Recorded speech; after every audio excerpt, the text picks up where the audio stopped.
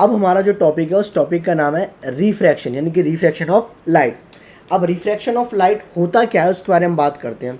देखिए, आप लोगों ने बहुत कभी कभार देखा होगा कि जब लाइट रेज क्या कहते हैं एक प्लेस से दूसरे प्लेस में ट्रैवल करती है, फॉर एग्जांपल दोनों का मीडियम अलग है। मैं कहूँ अगर आपका एयर में से वाटर में लाइट जाती है तो उसमें ना इमेज जो होती है आपकी कुछ अलग तरीके से बनती है। जैसे एग्जांपल तौर पे लेके चलते हैं हम लोग कि आप जब पेंसिल जो है वो पानी के अंदर डालते हो, ऐसे डिप करते हो, तो उस केस में क्या होता है कि आपका जो पेंसिल होता है वो आपको बेंट होते हुए नज़र आती है। तो उसी के बारे में हम लोग बात करते हैं। तो रिफ्रैक्शन होता है क्या, हम बात करते हैं the change of direction of light, यानी कि जो लाइट रेज आती हैं उनकी डायरेक्शन क्या होती है, चेंज होती है। फॉर एग्जाम्पल हम एग्जाम्पल लेके चल रहे, भी समझाऊंगा मैं आपको। लाइट रे आई उसकी डायरेक्शन ऐसी हो गई, कभी आ रही तो ऐसी हो गई, या रही तो ऐसी हो गई, मतलब मुड़ गई, ऐसे कव में नहीं बनेगी, मतलब ऐसे बेंट हो गई, तो उसको बोलते हैं चेंज ऑफ डायरेक्शन। तो हमारे पास आता है कि the change of direction of light because of change of medium, यानी कि अगर एक मीडियम मतलब जिसके अंदर लाइट ट्रैवल करी, एग्जाम्पल के तौर पे एयर है, अगर एयर है एक मीडियम और एक मीडियम है वाटर, दो हमारे पास मीडियम होंगे, इसको हम बोलेंगे मीडियम 1 और इसको बोलेंगे मीडियम 2। अब लाइट रेज हमारे पास मीडियम 1 से मीडियम 2 में जा रही है, यानी कि मीडियम क्या कर रही है, चेंज कर रही है। तो लाइट रेज क्या करेंगे, अपने आप को बेंट करेंगी। वो कैसे बेंट करेंगी, कैसे नहीं करेंगी, वो भी हम आगे कवर करेंगे। तो इस प्रोसेस को हम बोलते हैं रिफ्रैक्शन या फिर रिफ्रैक्शन ऑफ लाइट। तो सिंपल लैंग्वेज में आप बोलोगे the change of direction of light, light की डायरेक्शन बार बार चेंज हो रही है, क्यों, because of change in medium, क्योंकि मीडियम में चेंज हो रहा है, इसको हम बोलेंगे रिफ्रैक्शन या refraction of light. The ray of light changes in direction of phenomena of refraction take place because of different speed in different medium. बिल्कुल, हमारे पास जो एयर है, अगर आप देखोगे एयर और वाटर, तो दोनों के अंदर स्पीड ऑफ लाइट बिल्कुल अलग अलग होगी। जाहिर सी बात है, एयर के पार्टिकल बहुत ज़्यादा दूर दूर है तो उसमें स्पीड ऑफ लाइट ज़्यादा होगी, और जहाँ पे एयर के पार्टिकल, अगर हम वाटर की बात करें उसके पार्टिकल बहुत ज़्यादा पास है। हम लोगों ने पढ़ा हुआ है चैप्टर 1 मैटर 9th क्लास में कि एयर वो हमारे मैटर है जो गैसेज में आता है, और वाटर हमारा लिक्विड में आता है। तो वाटर के पार्टिकल ज़्यादा पास होते हैं एज़ कम्पेयर टू एयर। तो एयर के अंदर जो स्पीड ऑफ लाइट होगी ज़्यादा होगी एज़ कम्पेयर टू वाटर। अब इसको समझने से पहले हम लोग थोड़ा सा समझ लेते हैं। हमारे पास दो तरह के मीडियम होते हैं, एक होता है हमारे पास रेयरर और एक होता है हमारे पास, उसको हम बोलते हैं डेंसर।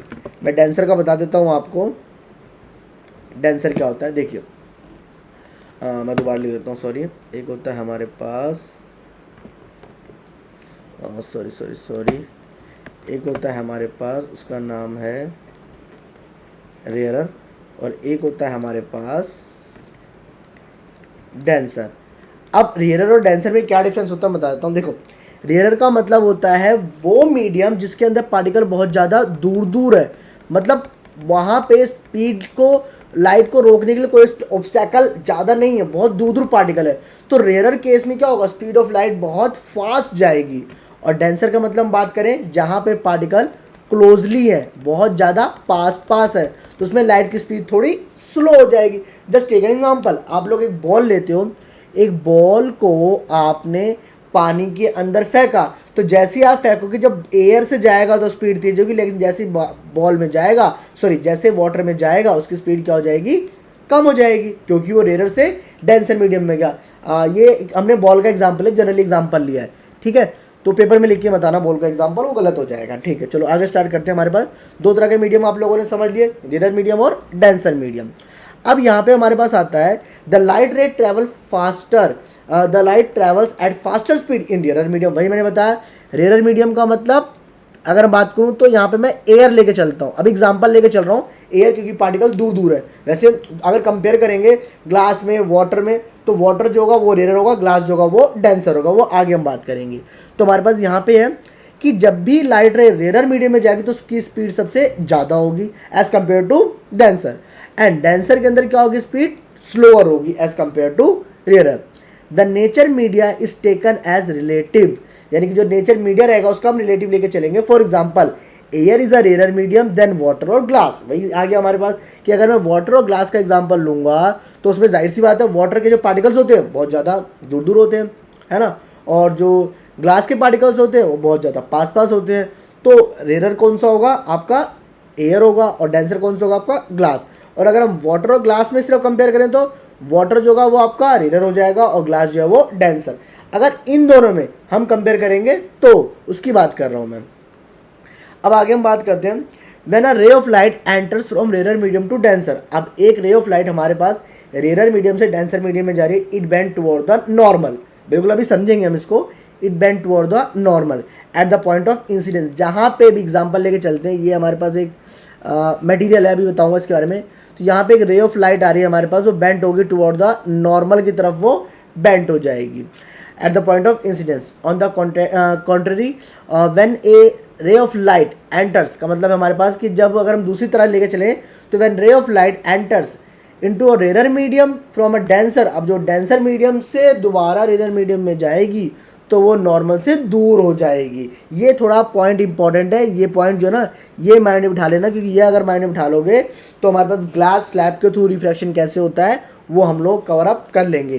तो इसको ध्यान रखना, जब लाइट रे एंटर होगी रेयर से डेंसर में तो टुवर्ड द नॉर्मल, रेयर से डेंसर में तो इसको हम बोलेंगे टुवर्ड्स द नॉर्मल, यानी ये नॉर्मल परपेंडिकुलर लाइन जो डलती है उसको नॉर्मल बोलते हैं, नॉर्मल की तरफ। और जब फ्रॉम डेंसर टू रेयर जाएगी, अगर हम बात करें फ्रॉम डेंसर टू रेयर जाएगी तो क्या होगा हमारे पास, अवे फ्रॉम द नॉर्मल, यानी कि जो नॉर्मल रे होगी उससे दूर चली जाएगी। ये आपको ध्यान रखना है, ये इंपॉर्टेंट है। अब हम लोग बात करने वाले हैं, हमारे पास ग्लास स्लैब है, उस ग्लास स्लैब में कैसे रिफ्रैक्शन होता है। अब हमारे पास आता है refraction through a glass slab, यानी कि हमारे पास लाइट रे है, उसका लाइट रे का रिफ्रैक्शन होगा ग्लास स्लैब के थ्रू। ये बहुत ज़्यादा इंपॉर्टेंट है एग्ज़ाम के लिए, ध्यान रखना। तो स्टार्ट करते हैं। हमारे पास यहाँ पे ये देखिए, हमारे पास एक ABCD, ये हमारे पास एक रेक्टेंगुलर ग्लास स्लैब है।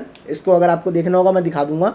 ये रेक्टेंगुलर हमारे पास ग्लास स्लैब है। अब इस ग्लास स्लैब के अंदर देखो, ये हमारे पास एक रेक्टेंगल है, यानी दो पार्ट अपोजिट साइड है, ये दो अपोजिट साइड है। अब यहाँ पे देखना, यहाँ पे ये पूरा एयर है। अब जाहिर सी बात है एयर है तो कौन सा मीडियम होगा, उसको बोलेंगे रेयर मीडियम, ठीक है, एयर है क्योंकि। अब यहाँ पे देखो ये क्या है, हमारे पास ग्लास है। अब ग्लास के पार्टिकल एयर से ज़्यादा क्लोज होते हैं तो उसको हम बोलेंगे डेंसर मीडियम। तो हमारे पास अब पहला, अब यहाँ पे देखिए एक लाइट रे हमारे पास, ये वाली। अब ये लाइट रे कहाँ से आ रही है, फ्रॉम रेयर मीडियम, यानी जब भी कोई लाइट रे रेयर मीडियम से आएगी यहाँ पे, ये देखो ये हमारे पास, इसको बोलेंगे नॉर्मल। ये है नॉर्मल जो परपेंडिकुलर रहता है, यानी इसको हम यहाँ से परपेंडिकुलर और यहाँ से परपेंडिकुलर मानते हैं। तो हमारे पास, और अब देखिए ये हमारे पास नॉर्मल हो गया, ये हमारे पास M', ये नॉर्मल, ये भी नॉर्मल है हमारे पास। अब स्टार्ट करते हैं। अब देखिए एक रे ऑफ लाइट है हमारे पास, वो हमारे पास आ रही है फ्रॉम रेयर, यानी कि एयर से, जो कि रेयर मीडियम है, from rare medium to denser, यानी कि इस ग्लास स्लैब है डेंसर। तो ये देखिए हमारे पास इस रे को बोलेंगे, हम बोलेंगे इंसिडेंट रे।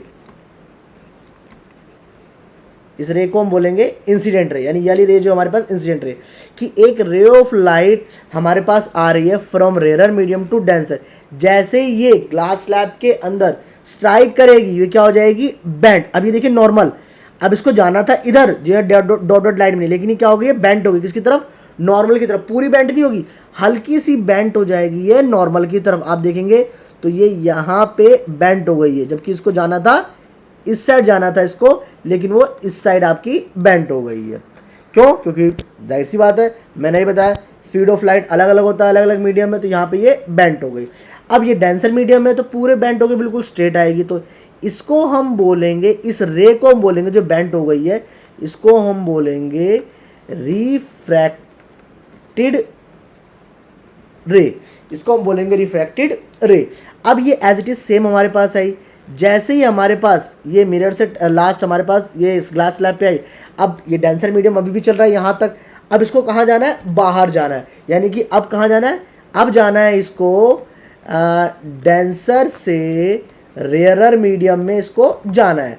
जब डेंसर से ये रेयरर मीडियम में जाएगी तो क्या हमने पढ़ा था, it bends away from the normal.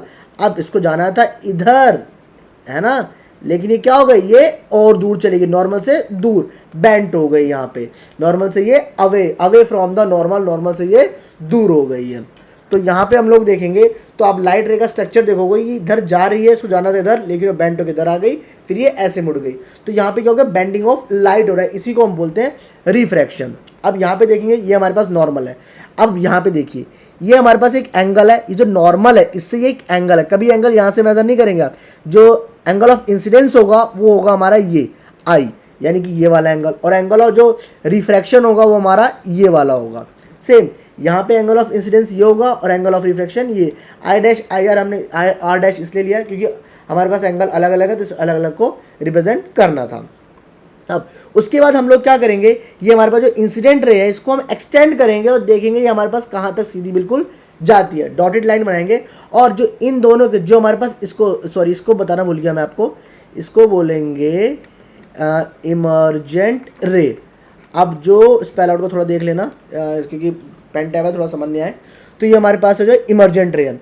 अब जो हमारे पास इमर्जेंट रे, और हम इसको हम एक्सटेंड इसलिए करें क्योंकि हम लोग देख रहे हैं कि इमर्जेंट रे और इसमें दोनों के बीच में कितना लेटरल डिस्प्लेसमेंट है। यहाँ पे इसको हम बोलते हैं स्मॉल डी, इसको हम स्मॉल डी से डिनोट करते हैं, जो दोनों के बीच का गैप होता है इसको हम बोलते हैं स्मॉल, जो गैप है दोनों के बीच का, इमर्जेंट रे और इंसिडेंट रे के बीच का जो गैप है उसको हम बोलते हैं लेटरल डिस्प्लेसमेंट।